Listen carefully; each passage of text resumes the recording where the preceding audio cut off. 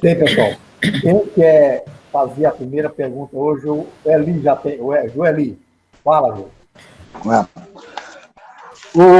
Eu recebi aqui hoje, aqui do Cindy Loja, uma carta me cobrando de um cliente meu, que ele é microempresa, contribuição confederativa patronal do exercício 2020. Eu perguntaria, inclusive, ele determina que é 3% da folha de pagamento bruta, respeitando o mínimo de R$ 120 cada. Eu pergunto, a microempresa, o MEI e EPP, certo? É devido a essa cobrança aqui? Quem seria craque nisso aí seria o Ronan, né? Na minha concepção, microempresa não tem que pagar nada. MEI. Ele Pessoal, colocou... quem tiver com o áudio ligado aí, por favor, desliga aí, tá? Porque está interferindo. Obrigado. Everaldo, ele colocou aqui as 3 tipos de empresa. A empresa do MEI, microempresa e EPP. Na minha concepção, não tem que pagar nada. Tá, na próxima lei que está falando assim, está falando que não é devido. É porque ele mencionou a convenção coletiva aqui de 2019 e 2021. Certo? Posso dar um palpite? Pode. Pode. Pode, não, só pode com Beto. Joeli, igual o senhor Everaldo falou aí a respeito, a lei complementar 123, de qualquer forma, ela já isenta de todas as contribuições de sindicais das microempresas, as EMIs e EPPs que estão enquadrados no Simples Nacional, né? Muito embora tenha, com a reforma trabalhista, tenha artigo 611. contribuições sindicais, os sindicatos continuam convencionando e cobrando. Mas tem uma ação direta de inconstitucionalidade, a ADI 4033, que é da Confederação Nacional do Comércio, que provocou essa ação com o Supremo, e o Supremo já definiu que a contribuição sindical ela não é devida à patronal, principalmente das empresas do Simples Nacional. Então, é a ADI 4033. Eu posso depois disponibilizar ela no grupo aqui hoje. Eu até tive uns colegas me perguntarem no grupo, e eu disponibilizei para 2 colegas o termo do acordo, só a finalização do acordo, que transitou em julgado, e um trechinho da lei onde fala que, do portal Contábeis, que ela não é devida mais. Alguém vai falar? Tonoeldo, depois eu vou pegar o número seu, aí você passar, por favor, para mim. Eu vou colocar ela no grupo nosso aqui. Tá. Vou colocar ela no grupo lá, que é só o número da ADI. Eu não tenho o acórdão, não, mas eu só tenho a transição em julgado da ação. Certo. Ok. Então, aí entra aí as empresas do MEI, as microempresas e as EPPs. Inscritas no Simples Nacional, principalmente essas que já têm o julgado do STF, que não são devidos, não cobra nada. Correto. Que, inclusive, a carta está assinada pelo Eduardo Gomes dos Santos, que é o presidente. Esse camarada aí, ele era o presidente do Sindicomércio lá, do CSEG, não é? Não é o mesmo? Não, o Eduardo não, aquele lá é Eduardo... Como é o nome dele lá? Não, aquele continua lá, Sindicato do Comércio.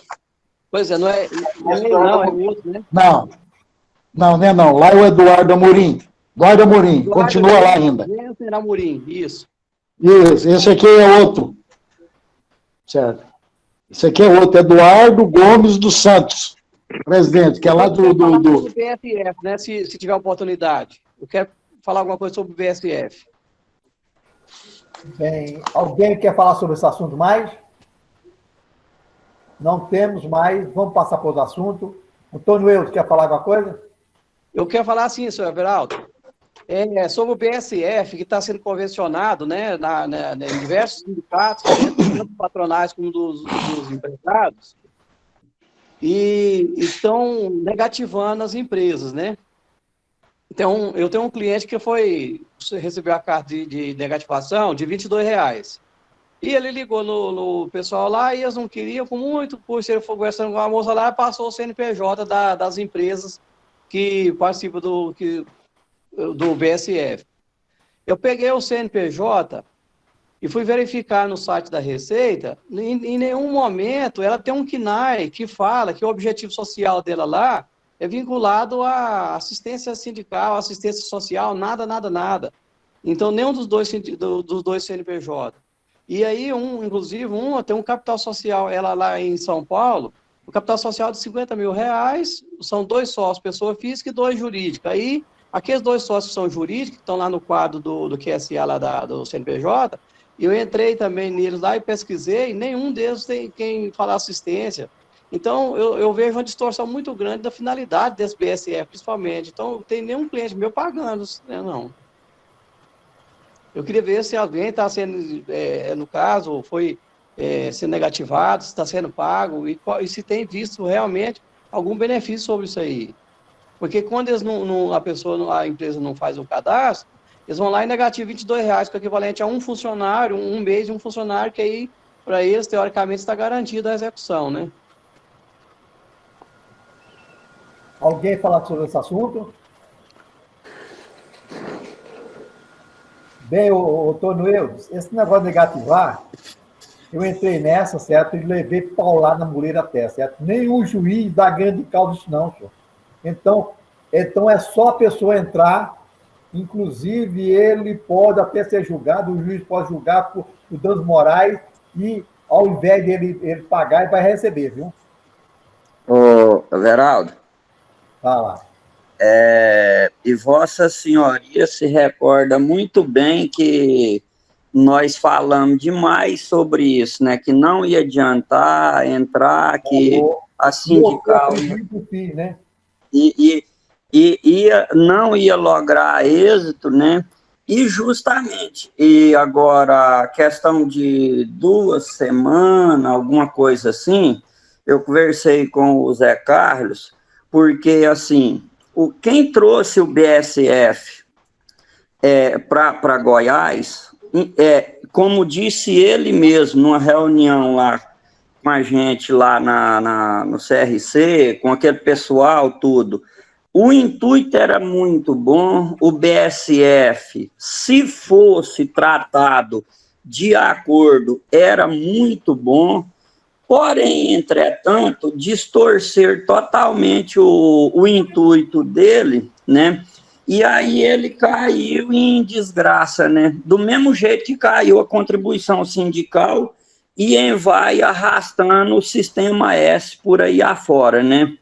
Os S particular já foram embora, agora o governo está caindo de pau em cima do o S institucional, né? Que são SESI, Senar e tal. Por isso, porque um benefício que era para trazer vantagem para o quê? Para o associado, para o participante, ele está trazendo prejuízo. E justamente isso aí que você falou. O Zé Carlos falou para a gente, estava eu, o Carlos, e não me recordo mais quem. A pessoa foi acionada, viu, Eudes? Foi acionada na negativada, e aí ela entrou com a ação, ela ganhou até danos morais. Eu não me recordo o valor, mas foi alguma coisa entre 3 mil e 5 mil, uma coisa assim, só os danos morais, porque negativou uma coisa que a pessoa não tinha, o sindicato não tinha, a pessoa nem participava, pegou aleatoriamente, entendeu? Foi um problema e aquele negócio. Há muito tempo, lá quando começou essa discussão, eu sempre falava, essa questão dessa cobrança, ela vai cair por terra uma hora, né? E tanto é que caiu mesmo, né? Veio acontecer isso aí, né? Alguém mais quer falar? Ô, Everaldo, inclusive o Arnon citou o nome do Zé Carlos aí, você sabe que ele está com Covid, né? Tá mais não. Pois mas estava internado. Pois não, mas ele não sabe de tudo ainda está ainda meio... Ele falou hoje. O Wagner quer falar, Everaldo. Pode falar, Wagner. Boa noite. Inclusive, eu recebi uma ligação desse benefício social essa semana, ameaçando mesmo. É porque eu tô com a empresa que a funcionária a empresa deu entrada naquele benefício dela, que ela ganhou neném, está recebendo salário maternidade e deu entrada no benefício. Só que a empresa está devendo algumas mensalidades lá. E aí eles me ligaram aqui que foi suspenso o benefício por enquanto e ameaçando a empresa. Se a empresa não pagasse o benefício urgente, que era R$22 por mês lá, ia mandar uma multa para a empresa de 10 pisos salariais da funcionária, que a empresa tinha que pagar essa multa. Aí o empresário foi e pagou esses valores para poder ser liberado o benefício da funcionária. Oi. Eu acho o seguinte, a partir do momento que a empresa começou a pagar, ela aderiu, e aí passa a ter uma adesão espontânea. Aí ela teria a obrigação de pagar. Nesse caso aí eu vejo nesse sentido.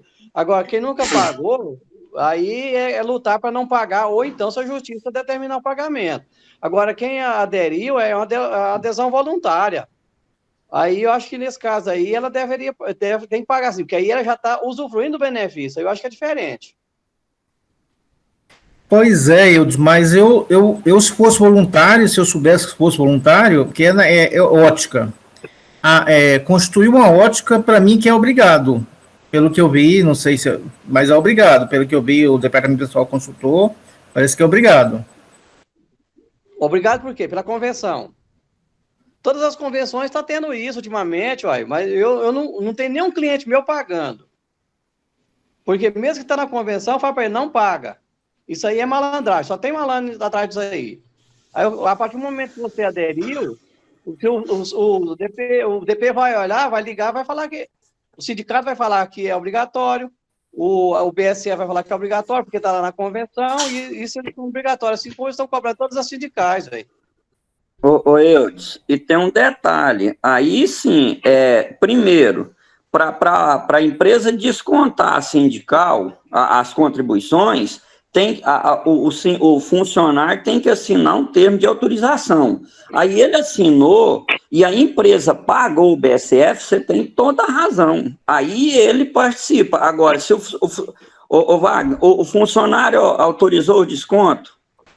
Não, benefício, o funcionário não paga, não é só a empresa que paga. Esse benefício não tem desconto na folha, não. Pois é, mas o funcionário, ele faz parte do sindicato? Ele tá fazendo parte da convenção?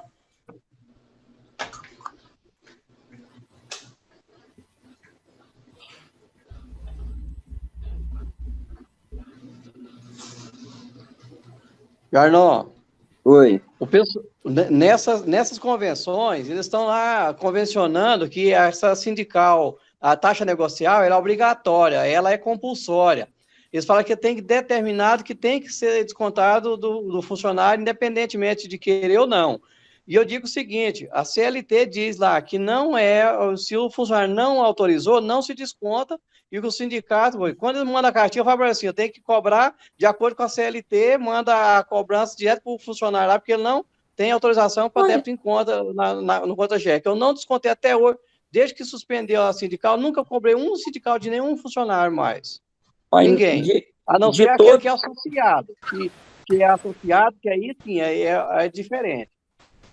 Está com a associação associativa. Quando houve a mudança da lei, eu consultei todos os funcionários das minhas empresas. Apenas um é que autorizou, o resto não autorizou. A lei é clara, sempre eu falei. Só faz parte aquele... Olha, é igual eu faço parte do sindicato dos contadores porque eu quero. Ninguém me obriga a fazer parte dos contadores. É voluntariamente, entendeu? Aí o cara faz parte, ele tem direito ao benefício. Aí a empresa tem que... se ele está fazendo parte, mas aí ele vai ter o desconto lá da sindical e a empresa pagar o benefício. Pagou uma vez, ele tá sobre a tutela, né? E principalmente nesse caso aí que ele estava usufruindo do benefício, né? Aí é a mesma coisa que ele dar entrada no DPVAT sem pagar. Gente, mas nós estamos misturando os assuntos. Uma coisa é o benefício social familiar e o outro é sindical, né? Estamos falando do benefício social familiar, tá? O Zé Walter quer falar. Pode falar, Zé Walter. É o seguinte, eu estive na reunião que foi apresentado o BSF lá na sede ali perto da Praça do Relógio. Então, falaram que foi uma composição de valores de que, se os empregados tinham direito a ter um reajuste, hipoteticamente, de 5%, foi acordado que seria só 3%, e os outros 2% seria através desse BSF. Aí até eu levantei e falei assim, não, então, para aí, vocês estão sendo Robin Hood ao contrário. Estão tirando dos ricos, aliás, dos pobres, dando para os ricos. Então, esse é o problema que eu acho estranho, de que tiraram de índices dos empregados para que os empregadores pudessem arcar com esse valor. Mas eu não concordo com isto, certo? Acho esse BSF que quem quer, tudo bem, quem não quer, tudo bem, e não poderia ser compulsório, porque sendo compulsório, igual estão querendo que seja, está errado. Porém, tem um outro detalhe. Onde é que fica o empregado nesta aí? Sendo que tirou do reajuste que ele ia ter para que as empresas pudessem pagar. Então, há alguma coisa aí que meio estranho, está cheirando meio estranho isso aí, e que ninguém ainda quis pôr o Ministério Público aí em cima disso aí. Alguém mais quer falar a respeito do assunto? Não tendo mais a falar, fica uma coisa assim, certo? Que essa aqui ainda vai espichar. Vai ver, ó. Fala. É porque eu estava mutado aqui. Com respeito a isso aí, me parece que aquela SUSEP, a SUSEP entrou na justiça e perdeu para eles, BSF, perdeu.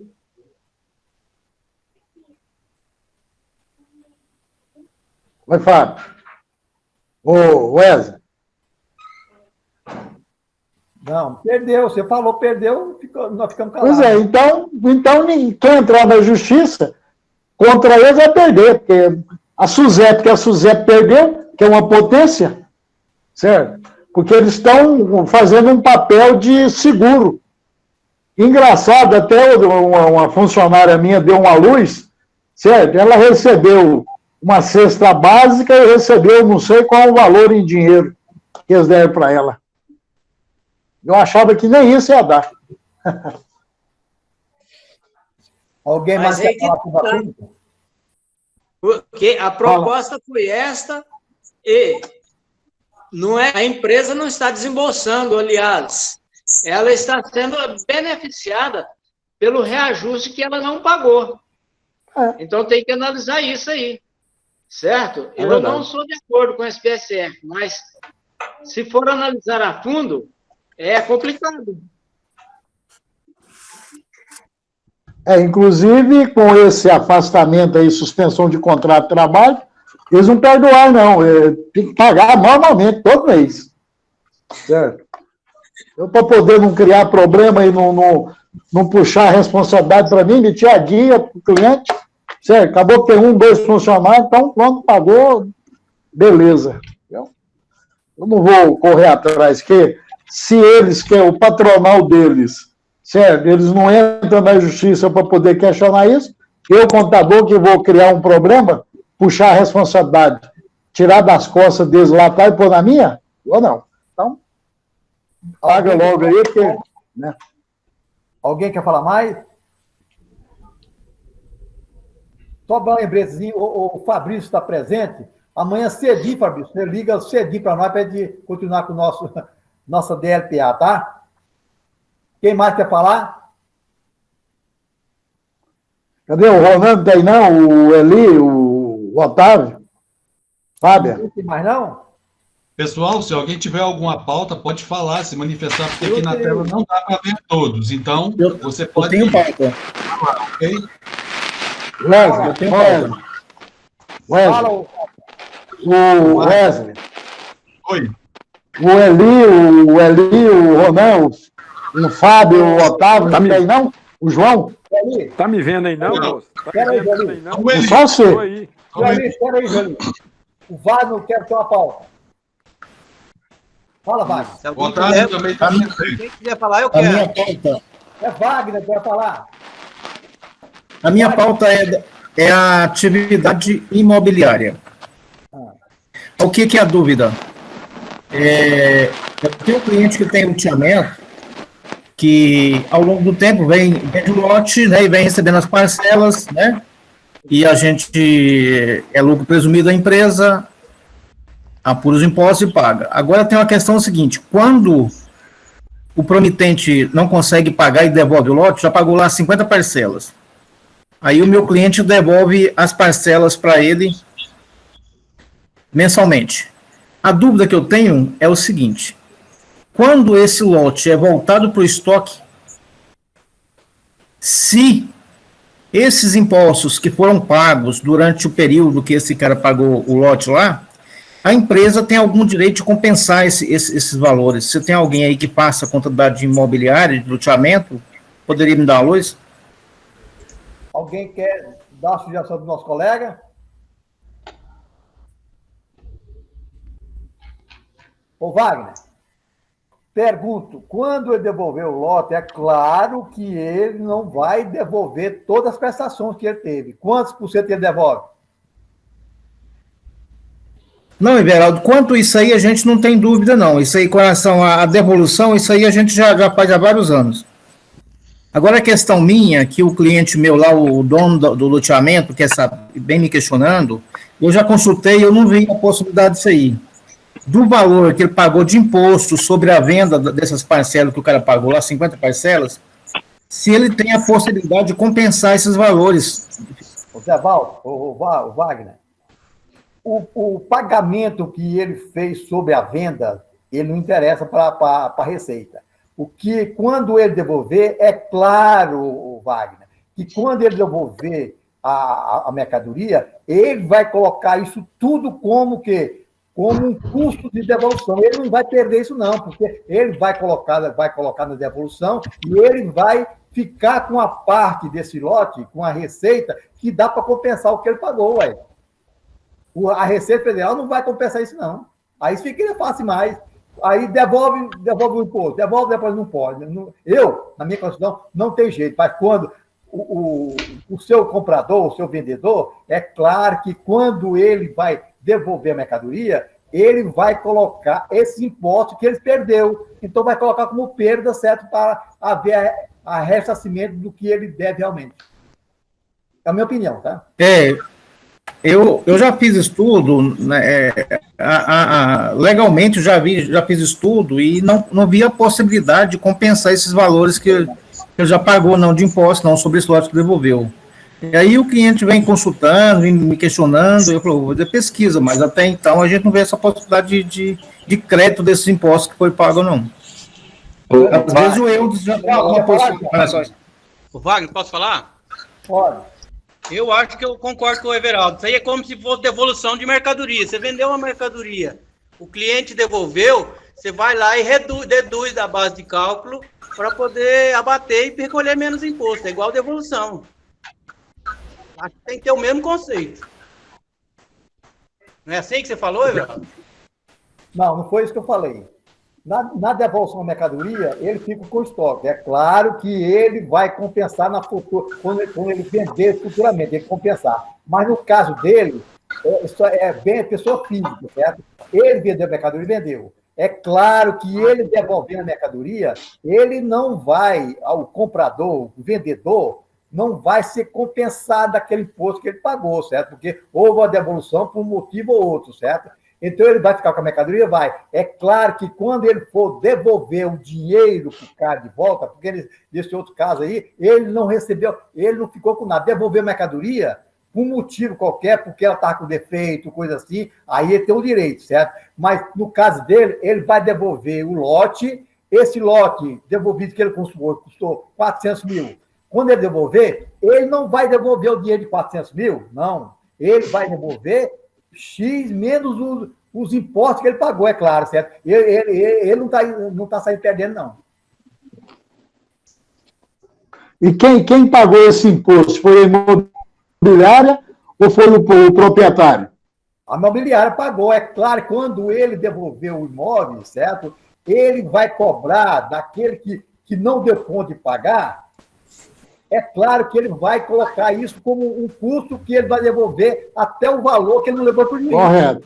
Claro, ele vai cobrar porque o imposto era de propriedade do proprietário do imóvel. Certo? A imobiliária que estava pagando. Certo? Até aí tudo bem. Mercadoria, porque eu mandei e ele é devolvido imediatamente. Esse não. Ele comprou, pagou 20 parcelas. Quando ele devolver o dinheiro, ele não vai devolver 20 parcelas do valor, não. Ele vai devolver um tanto menos o que ele teve de prejuízo. Porque o imposto ele era de obrigatoriedade do proprietário do imóvel, não da imobiliária, né?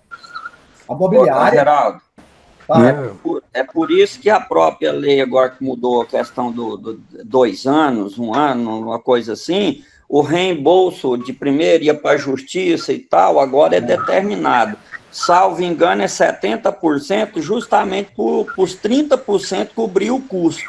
E se não cobrir esse custo aí, todo o custo, aí sim, aí pode apropriar, mas aí a imobiliária tem que provar que está superior aos 30% o custo dela, entendeu? Aí tem que provar. Concordo, mas a lei eu não sei falar agora, mas mudou agora, por causa daquelas contendas, que as questões de compra de apartamento, principalmente apartamento em planta, entendeu? E agora o loteamento está dando isso demais da conta, faz loteamento 50% devolvido quase. E para isso a lei estabeleceu isso para não ter mais nem procurar a justiça. Agora, a restituição é tanto. Salvo engano, é 70%. Respondeu, Wagner? Wagner? Everaldo, Ronaldo, pode falar? Pode. A pergunta é o seguinte, o cliente ele tinha um requerimento de empresário e eu abri uma Eireli para ele. Quando chegou... Ronaldo, 2 minutinhos, só queria que o Wagner confirmasse se ele está satisfeito com a resposta. Aperta o botão do canal, Wagner. Espera um pouquinho, Reinaldo, ele está tentando ligar lá. Wagner, você está ouvindo? Eu acho que ele não está... Deixa eu ver. Wagner, você está ouvindo? Acho que ele não está ouvindo, não, Reinaldo. Ele está na imagem, mas não está ouvindo. Estou chamando ele, mas não está respondendo. Ele está mutado. Ele está procurando lá. Então, vamos voltar para o nosso colega Ronaldo. Meraldo, voltou aqui. Eu estava com problema da bateria do Note, estava acabando. A questão é o seguinte. A pergunta que eu fiz, a dúvida que eu tinha é só com relação ao crédito desse imposto que eu já tinha pago, né? Mas, pelo que a gente já conversou aí, eu já estudei esse caso várias vezes e essa devolução ela tem um percentual menor que você devolve para o cara lá, para a pessoa, para o promitente, comprador lá. Você devolve um valor bem menor. Justamente essa diferença a menor é para compensar provavelmente esses impostos que já foram pagos, que eu acredito que seja assim. Exatamente. Está satisfeito? Wagner, satisfeito? Estou satisfeito. Obrigado. Ronaldo, volta novamente. Peraí. Está ouvindo? Estamos. O cliente tem um requerimento de empresário muito antigo. Aí eu fui abrir uma Eireli.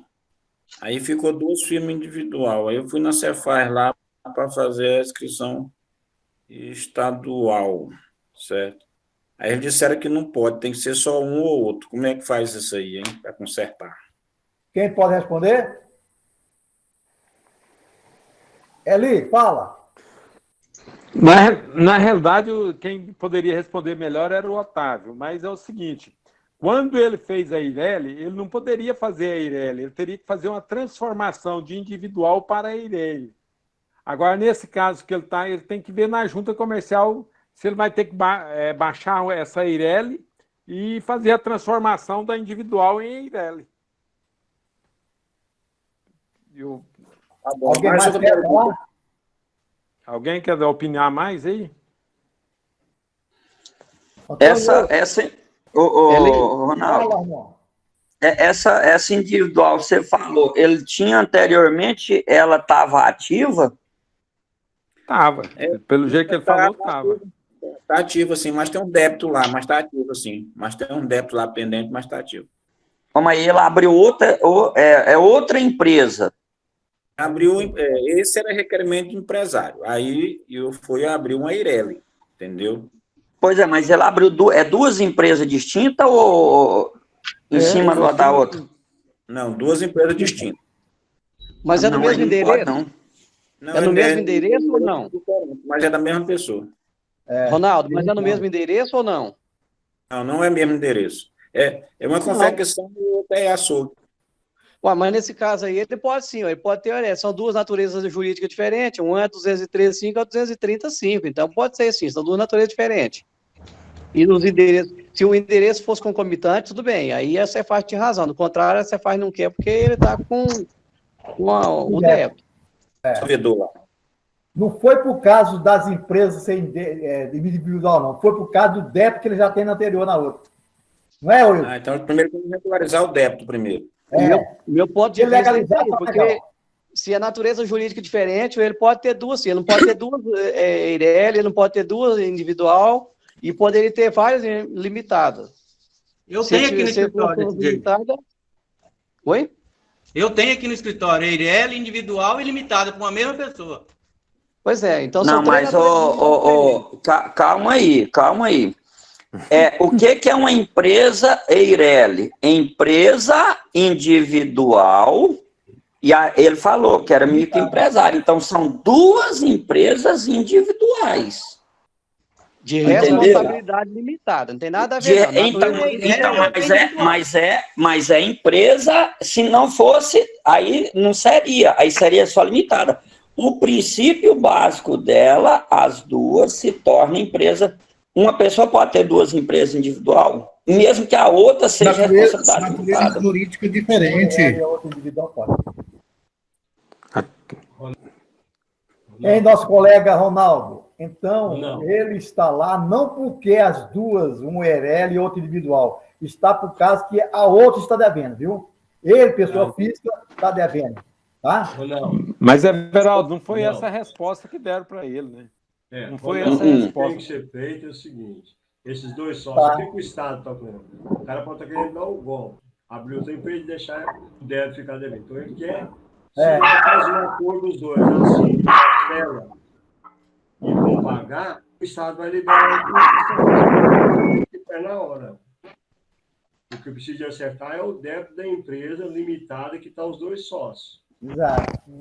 Porque evitar que sejam desaparecer, legaliza as outras e deixar a outra lá morrer. Então o Estado não vai fazer isso sem antes eles assumirem um compromisso de pagar esse investimento que está lá.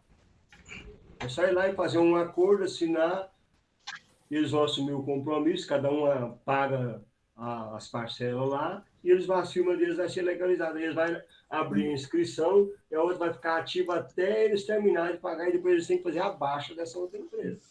Não, colega, ele acabou de dizer, as duas empresas, duas empresas diferentes, tá? As duas funcionando. Os dois são sócios, o Estado... Não são sócios, é uma empresa, um requerimento empresário individual, Eles têm uma junto, o outro. A outra é Eireli, ele falou que a outra é Eireli, uma é requerimento empresário individual e a outra é Eireli.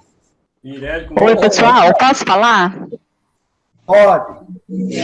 É o seguinte, Eu não vejo a justificativa para que ele não consiga essa inscrição estadual, porque o Estado ele não tem poder para impedimento disso, não. Por mais que ele tenha outro débito com outro CNPJ. Não conheço na lei que venha justificar que ele não faça essa inscrição. Agora, quanto a ele ter uma EIRELI, ele pode ter uma unipessoal e várias limitadas. Não tem impedimento quanto a isso, porque eu tenho empresas no meu escritório que são dessa forma. Eu acho que deve ter alguma outra justificativa, mas o Estado, acho que ele não tem poder para não fazer essa inscrição estadual. É melhor verificar isso direitinho, viu? Pode sim, colega. Se uma empresa está devendo lá e tem sócio vinculado, eles podem bloquear, sim. Pode sim, velho. Eu concordo com o meu. Ah, tá. Não, então desconhecimento eu não sabia. Obrigada. Mas, infelizmente... Ô, Ronaldo, infelizmente, eu continuo com a mesma ideia. Não foi por causa disso, mas se eles falaram isso, certo? Não é por causa disso. É por causa que uma delas está devendo. Tá bom. Só mais uma pergunta agora. Só mais outra pergunta. A empresa mudou de endereço, está mudando de endereço. Eu preciso de pedir autorização do uso do solo em nome oficial também de novo? Com certeza. Tá. É separado. O uso do solo é pelo local onde ele vai trabalhar. Viu? Legal, então. Muito obrigado. Alô. Quem mais, pessoal? Quer fazer pergunta? Eu quero. Quem é o senhor? É o Wagner. Eu quero saber quantas... Djalma, aliás. Eu quero saber, para a CIPA, precisa ter quantos funcionários para poder criar uma CIPA? Acho que é 10, né? Não tenho certeza, não. Para mim é 10. 10 não é? 50. Era 50. Agora, nas atividades de indústria, é 20. É 20 funcionários. É 20 funcionários. Eu queria saber se é 20 ou se é 50, porque eu tenho as duas informações. É indústria ou é o quê? A indústria. Não, indústria é 50. Né? Baixar que se tiver 20, tem que olhar o risco. Qual que é o risco? É alto? É baixo. Qual que é a atividade, João? Indústria de cerca elétrica. Faz aqui alto.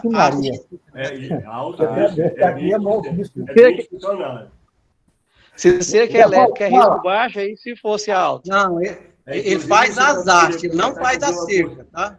Entendi. Pessoal, Zé Walter. Oi. Fala. Não, é porque eu estou muito tempo querendo falar, fazer outra pergunta. E, em primeiro lugar, agradecer o Carlos Magno. O Carlos Magno já fez um depósito aqui. Walter, espera um pouquinho. Vamos terminar do Djalma. Mas pode ter certeza que é 20, viu? É 20 funcionários.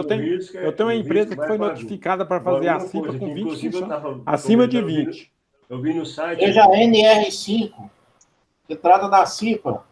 NR do número 5 da trabalhista, fala que é 20 funcionários, já. Ok. Respondido, Djalma? É por causa do risco. Tranquilo, obrigado. Outra coisa, até vi aí no Everaldo, eu até vi um negócio aí, o pessoal falando um negócio que pessoa em Covid tem que pagar, que tem que fazer o comunicado do acidente. Esse povo não sabe nem o que ele está falando. Né? Tem nada disso. Zé Walter. As coisas que você não sabe nem onde o cara se contaminou. Zé Walter. Pronto, é o seguinte. Em primeiro lugar, já quero agradecer o Carlos Magno, que já fez um depósito para a dona Alessandra. E também a Andréia, que ela se dispôs a fazer a doação de uma cesta e uma caixa de leite. Eu moro aqui perto do Detran, Andréia. Depois eu passo para você o endereço direitinho. Mas eu quero fazer uma pergunta, é o seguinte. Os parcelamentos da PGFN iniciar-se-ão realmente na segunda-feira, dia 12? Quem quer ir? Elinho, da PGFN? Você volta da PGFN? Procuradoria Geral da Fazenda Nacional. Né? Estadual. Essa eu não sei. Não, federal. Da federal, aquela portaria 14.020, parece, ela está em vigor desde o mês de junho. Você pode fazer adesão e dependendo Dependendo do risco, você preenche uma declaração de rendimento lá no site. Dependendo do risco, você pode ter até 70% de desconto de pagamento à vista. Mas lá, a própria lei fala que ela entrará em vigor 120 dias após a publicação. E esses 120 dias vai dar dia 12 de agosto. Eles estão mandando, inclusive, para entender, que estão mandando até para a caixa postal do ECAC, lá, essa portaria. Uhum. Tudo bem, então vou verificar isso aí. Cadê o Fábio? Obrigado. Zé Valdo, amanhã dá uma ligadinha pro Fábio para ele dar uma olhadinha para você. Tá bom? Tudo bem, eu estou conversando com ele, realmente. Tá. Ele tá aí, ó. Chegou. Quero falar. Coloca ele aí, Fábio. Fábia? Oi, posso falar? Pode. Deve. Bem, Zé Valdo, eu até coloquei no mensário, né, falando isso aí, que como eu fiz as contas lá, o prazo é esse aí mesmo. Dia 12, né? Isso. Porém, já saiu uma portaria regulamentando como é que vai ser o edital. Eu acredito que não passa do dia 12, não. Tem a portaria, se eu não me engano, é 275. Deixa eu pegar ela aqui, o número dela. Espera lá.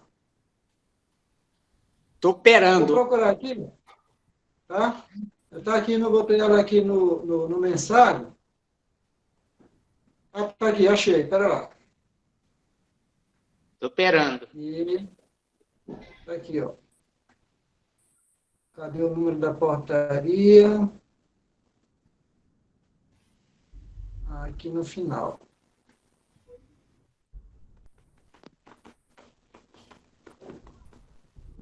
Cadê, bicha? Portaria 247, de 2020.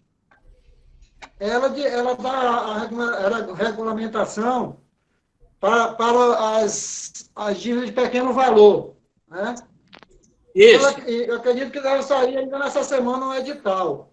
E esse edital ele tem que colocar o seguinte, né? Que a portaria ela prevê a concessão de um desconto, inclusive, sobre o montante do principal de até 50%. E quanto às empresas optantes pelo Simples Nacional, elas poderão entrar nessa negociação a depender de uma lei complementar autorizando. Só está faltando sair a lei complementar autorizando. A lei aqui, ela não está permitindo a empresa Simples Nacional porque não tem uma medida provisória, uma lei complementar autorizando. Mas se sair uma lei complementar autorizando que as empresas optantes pelo Simples Nacional poderão fazer essa negociação, irão poder. Correto. Mas as microempresas não, as optantes poderão entrar nessa negociação se for editada uma lei complementar. Mas as microempresas e empresas aqui no Porto não optantes pelo Simples Nacional, elas vão poder entrar nessa negociação de pequeno valor. Ok, obrigado. Vai sair essa semana o edital. Bem, alguém tem mais perguntas a fazer? Dou-lhe uma. Wagner, fala. Wagner, fala, pai. Eu estou com um pepino aqui, é o seguinte. Eu peguei os documentos da empresa ontem, no extrato bancário de julho, o cliente adquiriu uma caminhoneta Hilux por 85 mil, transferindo o dinheiro da empresa para o cara que comprou, o cara que era dono da caminhoneta. Eu sei que de cara eu tenho obrigação acessória DME para fazer, agora eu quero legalizar essa saída desse dinheiro aí, esses 85 mil. Da conta da empresa para o... Essa caminhoneta vai ser transferida para o sócio mesmo. Pergunta. Ele tem transferido com cheque ou dinheiro? Fez um DOC. DOC. Então não tem que falar em DME, ué. É só uma aumentação em espécie acima de 30 mil que você tem que fazer DME, Wagner. Então sobre a DME já está resolvido. Não tem DME, né? Não. Se ela fez o DOC, é transferência bancária, não tem nada para falar. Já está documentado. Já tá na boca. Agora eu quero com os colegas, escutar se eu vou fazer, um empréstimo, 85 mil, são 2 sócios, 50% cada um. É fazer um empréstimo da empresa para eles, para 50% para cada um deles? Como é que seria essa saída aí? O Wagner, isso é com você, é particular, certo? Porque será que essa empresa, ela está dando lucro? Não pode distribuir lucro, não? Ela está dando prejuízo ou não? A empresa contraiu um empréstimo de 120 mil e de cara, com 10 dias depois, o sócio comprou uma Hilux. Ai. Como é um grupo de estudo aqui, eu preciso de uma luz com os colegas. Qual que seria uma saída? Olha, colega, isso aí... Pois é, mas eu, Everaldo, não colocaria no fogo isso aí, porque isso aí é um caso certo esquisito. Certo? Ele tomou dinheiro emprestado e depois emprestar para a empresa, aí não sei se isso tem legalidade jurídica, certo? Porque eu tomei dinheiro emprestado pela empresa e depois pego esse dinheiro e empresto para o sócio, certo? Eu não sei realmente como faria, certo? Houve um caminho, certo? Houve uma atravessação aí. Ô, Wagner, pelo que eu entendi, a empresa tomou o dinheiro emprestado e comprou a caminhonete para os sócios, como é que é? Eu não entendi. Você falou que... Dia 3/7, a empresa contraiu um empréstimo de 120 mil, tá certo? Depois, 20 dias depois, o sócio, dentro do mês de julho, foi e comprou uma Hilux de 85 mil à vista, transferindo dinheiro da empresa direto para o dono da caminhoneta lá. Pois é, mas aí a caminhonete vai ser da empresa ou vai ser dos sócios? Sócio. Ele não transferiu ainda, mas, segundo ele, vai transferir para a pessoa física dele. De um dos sócios. Então, quer dizer, só um dos sócios que vai usufruir do benefício. São casados os sócios da empresa. Ah, tá. No caso é marido e mulher, então. É o sócio, mas aí um deles vai ficar com o bem. E um bem comprado com o dinheiro da empresa. Igual o senhor Everaldo falou aí, se a empresa está tendo lucro, tem que distribuir, ela pode distribuir o lucro, muito embora, mesmo que seja ela tomada um empréstimo. Agora, no meu ponto de vista, se ela não tiver, se você vai passar o bem para a empresa, para o empresário, seria melhor, então, fazer um contrato de mútuo para ele, se for o caso, e pagar o IOF sobre esse mútuo, do empréstimo. Muito cuidado, Antônio Wildo, que quando se pega dinheiro emprestado do banco para um objetivo, certo? Qual foi o objetivo que ele falou que queria pegar esse dinheiro, certo? Muito cuidado com isso, pessoal. Sim, mas que é um empréstimo normal sem destinação, se não é um vinculado a um capital de giro, ou a um FCO, alguma coisa assim, tranquilo. Pode, Geraldo. Inclusive, tem que verificar se não é esses créditos da pandemia, porque esses créditos aí são só para a empresa mesmo. Não pode haver mais nada. Observando que se for colocar, como o contador... colocar a distribuição de lucro, vê se a empresa não está com débito. Se a empresa pagou o veículo é da empresa, o dinheiro saiu dela para comprar uma caminhonete, o veículo é da empresa, entendeu?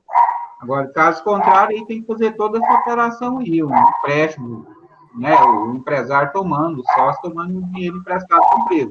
Seria o caso, mas se a empresa pagou a caminhonete, o carro é dela, o bem é dela, o dinheiro saiu do caixa e põe o veículo. Ô, Wagner, muito cuidado, porque é o seguinte, analisa a história, que o seu contador, hipoteticamente, quem tem que dar toda essa orientação é você. Se amanhã não adianta você falar que não orientou direito. Por quê?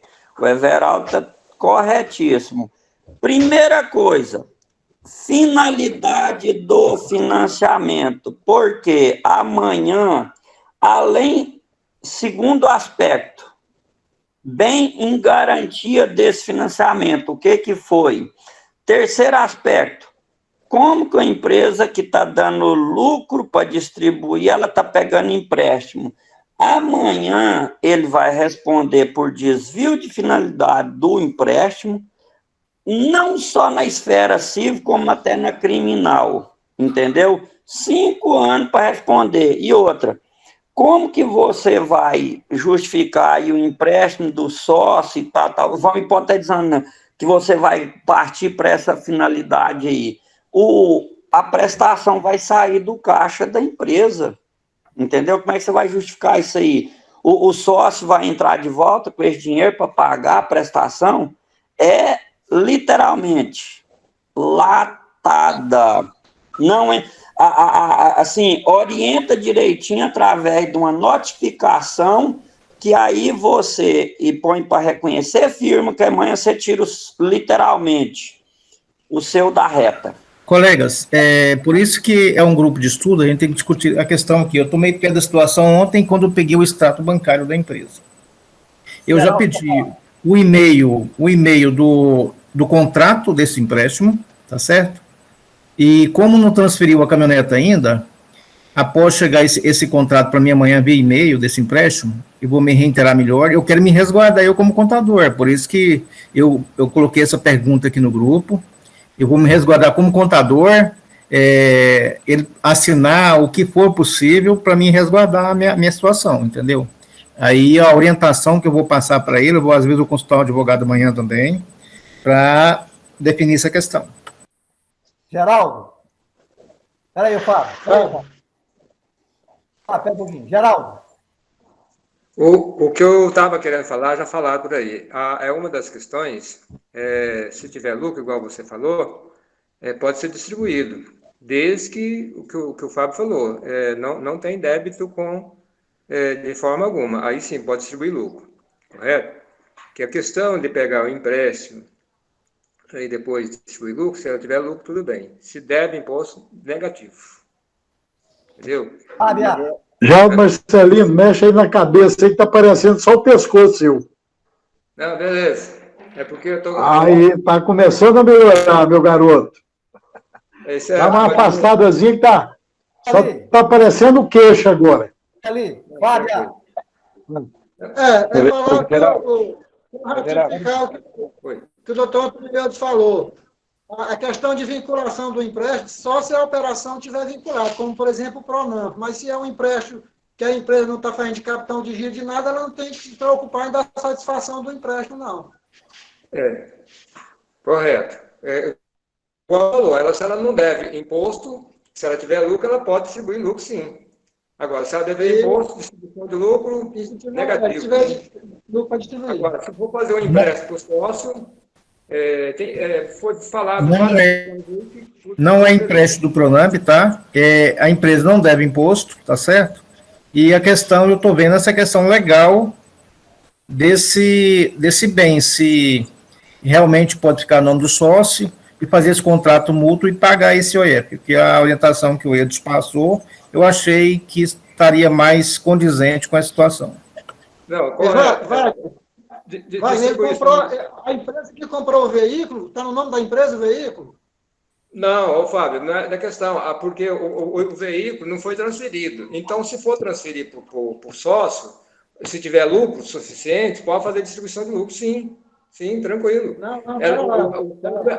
Eu queria saber o seguinte, o veículo foi comprado em nome da empresa? Não ainda, não transferiu, né? A empresa não tem lucro para distribuir, tá? O veículo foi compro dia 20, agora 24/7, não transferiu ainda, porém a empresa fez um TED do CNPJ da empresa direto para o adquirente, o cara que era o dono da caminhoneta. Então não tem. Então não tem distribuição de lucro, aí seria empréstimo, aí tem que verificar o que o Eudes disse lá, ó. É correto? Geraldo? Deixa eu dar uma pitaca aí. O Wagner, passa essa caminhonete para o nome da empresa, vai fazendo um trabalho com esse seu cliente, dizendo ele para que a empresa venha a ter lucro. Daqui 1 ano ou 2 anos, né, não sei se vai ficar esse tempo todo, ver o prazo que vai ficar com essa caminhonete, vai que ela arrependa daqui 2, 3 meses, né? Aí você vai ter que ficar no maus lençóis com você, que você dá uma orientação dessa. Então, eu entendo assim, você passaria a caminhonete para o nome da empresa e faria um trabalho com ele, de que se a empresa dele e vai dar lucro, né? Certo? Chegar lá na frente, quando ele tiver a possibilidade de retirar esse lucro da empresa, ele compra a caminhonete da empresa pelo valor de mercado. Aí você tem que fazer uma avaliação dela, tudo certinho, belezinha, para não ter a distribuição disfarçada de lucro, certo? Está resolvido o problema. Agora, você compra a caminhonete, daqui 3 meses ele arrepende, aí cai por terra tudo isso que você está fazendo. Tem que fazer um planejamento aí no médio aí, de 1 ano a 2 anos para ele receber essa caminhonete da pessoa física dele. Né? Eu entendo assim, certo? Seria mais prático essa coisa para resolver. A bronca viu, Veraldo? Queria assim, botar junto a certinha a posição dele, botar no nome da empresa, porque provavelmente essa pessoa física não tem recurso para depois ficar devolvendo as parcelas para poder pagar a empresa, para a empresa pagar o financiamento. Então não tem nenhum problema, só se usar a caminhonete em nome da empresa. Esse é o melhor caminho, é botar o veículo na empresa. Ótimo. Fábia. Geraldo? Fala. O Carlos Magno quer falar aí, ó. Tá. Eu pensei que era o que estava falando. Primeiro, Carlos Magno. Eu também quero. Carlos Magno, cara. Posso falar? Pode. Ô, Wagner, essa caminhonete aí, pelo que eu estou entendendo, só falta você definir com o comprador, que é o seu cliente, se vai transferir para o nome dele, pessoa física, ou para a empresa, pessoa jurídica. Se a empresa, pessoa jurídica, pagou, foi através dela que foi pago o carro, ele vai entrar no ativo, pode ser no não circulante dela, e igual o Otávio falou aí, que é o melhor caminho. E a tendência do carro é desvalorizar. Lá na frente, quando esse cliente quiser comprar ela da empresa, ele vai comprar por bem menos do que está pagando agora. Entendeu? Entendeu? Fala, Paulo. Entendido. Lembrando que, se a empresa for optante pelo Simples Nacional, esse veículo tem que ser vendido depois do 12º mês, porque até lá, se ela for vendido por 100 mil, esse 100 mil vai ser no PGDAD como receita, e não como ganho de capital imobilizado. Até o 12º mês, esse veículo for vendido, não é ganho de capital, é receita. Inclusive, o processo que ele está fazendo é como se ele estivesse vendendo para a empresa, já está ferindo o que o Fábio falou. Por isso que eu gosto desse grupo de estudo nosso, viu? E por que você não participava mais, né, seu Gozadinho? Então, Wagner... Ótimo, Wagner. Você já veio em 3 já. Veraldo? Alguém mais? Eu quero falar com ele. Wagner, tudo o pessoal está dizendo, a gente tem que ter muito cuidado, porque o que ocorre hoje, ele não somente pode ser depois também entrar para um crime, porque os gerentes de banco, esse povo, eles parecem que querem emprestar o dinheiro e quer ganhar juros. Então, ajuda, faz tudo o que puder. Aí, o que acontece? Ele ainda pode ser incriminado e você vai ser arrolado nesse crime. Entende? Porque facilitou e ele não deu a orientação devida. Então, ele pode ter o carro no nome da empresa, inclusive para os colegas aí, é bom a gente ter um cuidado, quando o carro está no nome da empresa, é preciso fazer um relatório se está usando ele para a empresa mesmo. Como não tem contabilidade, eu não sei como é que vocês fazem aí no circo, que normalmente a gente trabalha com contabilidade. Então, é preciso de ter justificativa também para ter um carro. Porque senão também o imposto de renda pode vir e glosar e querer receber também. Aí já é outro mil, né? Fábia, fala. Não, é só uma observação, porque foi discutida na reunião passada a questão de licitação, livro contábil, autenticado, e eu estava olhando que tem empresas que estão fazendo o balanço patrimonial, a DRE, mas não estão fazendo a nota explicativa. E eu estava olhando alguns pareceres, tem situações em que a empresa perdeu a licitação porque ela apresentou o livro balanço patrimonial, a demonstração, mas não colocou a nota explicativa. E tem alguns entendimentos que, além do balanço, tem que ter a nota explicativa. Só uma observação. Alguém mais tem pergunta? Dou-lhe uma. Fala, Luiz. Luiz e o Zé Walter. Tá. Seguinte, tem um cliente que ele foi notificado pela prefeitura, pediu lá os documentos e tal, e dentre eles, os extratos bancários dos últimos 5 anos, inclusive, né, de 2020 até julho. Aí a minha pergunta é a seguinte, porque a contabilidade que era do escritório, 2019 para trás, não escriturava o banco, mas o cliente tem conta em banco, a empresa. Eu devo apresentar esses extratos, mesmo não tendo contabilizado eles nos últimos 5 anos? Ou não apresenta argumento para o fiscal que não foi contabilizado e não apresenta? Fala aí, Otávio, você tem um caso. Eu não. Tá doido, querendo me crucificar, cara? É o seguinte, eu tenho que falar para você o seguinte. No site da Secretaria da Fazenda, os procedimentos de auditoria dos disponíveis, entendeu? Aí você tem que fazer uma análise com o seu cliente, verificar o que ele depositou no banco, se corresponde com o faturamento da empresa. Então, você parte por aí. E você vê também o excesso de depósito, vamos dizer assim, em relação às vendas. E conversar com o seu cliente e fazer uns cálculos para ele, que você vai ser autuado com valor de 17%, né? A multa de 17%. É prefeitura, Otávio. É município, é serviço. Luiz, e qual que é... Isso aí você vai... Luiz, qual é a atividade da empresa? Peraí, Luiz.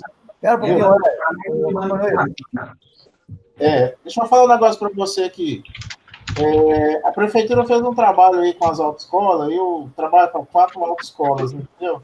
Ela pegou um levantamento lá no Detran e tal, veio e fez o levantamento e meteu a aplicação ali nas empresas. Coisa assim de 1 milhão, de 900 mil, de 2 milhões e meio, coisa assim, dos últimos 5 anos. Por quê?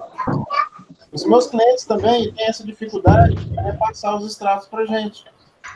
Eu falo para eles, vamos passar. Não passa. Agora estão sentados em cima do rabo, o faturamento dele é 30 mil, deposita no máximo lá 25 mil, 30 mil reais, então está compatível agora, entendeu? Mas antes não. E foi autuado por causa disso. Com o município, foi falado, não sei se você participou, uns 2 anos ou 3 anos atrás, quando o Lucas Moraes estava lá na prefeitura, que ele é superintendente da prefeitura na área de finanças, ele falou que não ia aceitar nenhuma contabilidade sem conta bancária. Já foi avisado. E tem aí no sindicato também, foi no sindicato, está gravado isso aí, certo? Acho que foi eu e o Fábio que fomos correndo atrás dele lá. Eles foram aí e explicaram toda a nova metodologia que a prefeitura ia adotar em termos de fiscalização. Quando aquele Alessandro Melo foi secretário de Finanças, ele que fez essas modificações. Infelizmente, vocês vão cair, infelizmente, vocês vão ser autuados. Não tem escapatória, né? Não. Everaldo. Pode falar. Mas aí é o seguinte, eu apresento os dados dos últimos 5 anos? Não, colega, é autônomo que está falando. Luiz, a primeira coisa que você tem que fazer é pegar e ver, porque você não fazia contabilidade anteriormente. Isso. O negócio de banco e caixa, o banco é uma conta extensiva do caixa. Então, o cara não é obrigado a abrir conta no banco, não. Ele abre se ele quiser. Ele fazendo a movimentação dele no caixa, vai servir da mesma coisa. Ele não é obrigado a ter. Agora, se ele abre uma conta no nome da empresa e movimenta coisa particular na conta dele, ele vai ter que provar que aquilo não foi vinculado com a empresa. Então, é preciso analisar todo esse processo antes de você tomar qualquer decisão, você orientar seu cliente. Pessoal, isso aqui não é responsabilidade minha, vou te cobrar tanto por isso aqui, vou fazer um levantamento, um estudo, como é que nós vamos combinar isso? Isso, você não pode assumir esse serviço, não é seu. Entende? Então, você já tem que tratar ele. Essa é a postura do profissional. Vamos sentar, como é que você quer que eu olhe isso para você? Isso aqui, no meu ponto de vista, você vai ser autuado. Agora, podemos melhorar, ver alguma coisa, vamos ver o que nós podemos fazer. Aí tem que se manter, ter todos os documentos e ver as transações, porque mistura dinheiro dele com o dinheiro da empresa, às vezes ele pega emprestado com alguém que bota na empresa, ele tem que fazer, mostrar todas as saídas, tem que ter comprovação. Por isso que não pode misturar as coisas muito. Então é muito importante ser bem transparente com o seu cliente, fazer um contatinho com ele, esse serviço vai prestar, e não vai prometer nada para ele, você vai tentar conhecer a base, eliminar e mostrar para ele. Isso, inclusive, é um advogado que tem que fazer. Ele só já tem um advogado, já fala logo com ele, que se não tiver, eu posso arrumar um, já começar a organizar todas as coisas. Tá? Você é o responsável técnico, né? A pergunta que você falou é se apresenta ou não o estado bancário. É isso? Isso. Bem, pessoal, não apresentar o estado bancário, cedo ou tarde, esse fiscal, ele vai descobrir que essa empresa tem o estado bancário. Então, ele pode alegar no processo, certo, que vocês embaraçou a fiscalização e pode colocar em cima disso tudo uma multa formal por embaraçar a fiscalização, certo? Então, eu, particularmente, ele descobriu. O que posso fazer? Nada mais. Ofereça, certo, o estado bancário, porque eles vão pegar em cima do seu trabalho. Pode ser até que nem tenha penalidade nenhuma, porque as vendas que ele fez dava para cobrir o estado bancário dele. Agora, se como que o nosso colega Otávio falou, se ele vendia 20 e só tirava nota de 15, pode esperar a multa, certo, e aceitar o que eles estão falando. É a minha opinião. Correto. Obrigado. Alguém mais quer falar? Everaldo. Fala. A lei é bem clara. Contabilidade ou livro caixa sem conta bancária é desclassificada. Aí não tem como correr, não. Não. Aí tu só tem que olhar ver se os depósitos estão compatíveis com o faturamento. Se não tiver, a diferença não vai ter jeito. Ok. Satisfeito. Alguém mais quer fazer pergunta? Até logo, pessoal.